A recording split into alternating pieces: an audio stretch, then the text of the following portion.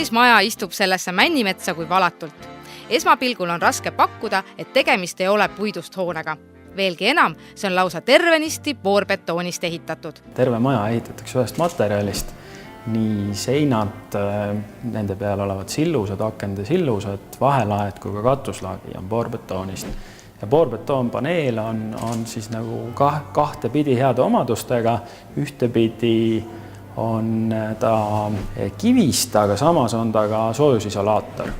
Ehk ei ole külmasilla ohtu ja samas ka on ta tihe ja kannab ehk ta ei ole nagu kergkonstruktsioon, kus kõik saavutatakse teipimise teel, vaid on ta nii-öelda monoliitne ja ajas püsiv.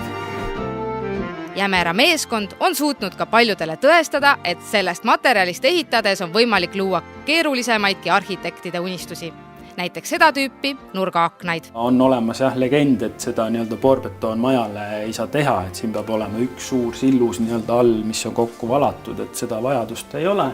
Siin me saame sillused panna üksteise peale ja plokid liimida alla, et see on täiesti igapäevaselt kasutatud lahendus. Me oleme Soomes seda teinud üle 45 aasta nii ja see toimib hästi. Siin on nüüd konkreetne lahendus on metallpostiga, mis on veel kaetud omakorda täpselt aknaga sama tooni oleva puiduga. Jämera lubab, et maja enda ehitusprotsess kestab umbes 6 aega. Lisaks muidugi eelnev paberitöö ja hilisem viimistlemine. Kuigi ettevõttel on ka kataloogimajad, siis tegelikult arvestatakse ka kliendi erisoovidega. Me hakkamegi pihta kliendiga siis, kui kliendil on olemas idee või krunt, oma unistus oma majast ja siis kas talle sobib nüüd kataloogiprojekt või talle sobib kataloogist mõni detail ja siis sellega saame nii-öelda edasi minna ja sinna juurde juba tema enda krundile kujundada siis täpselt talle sobiva maja.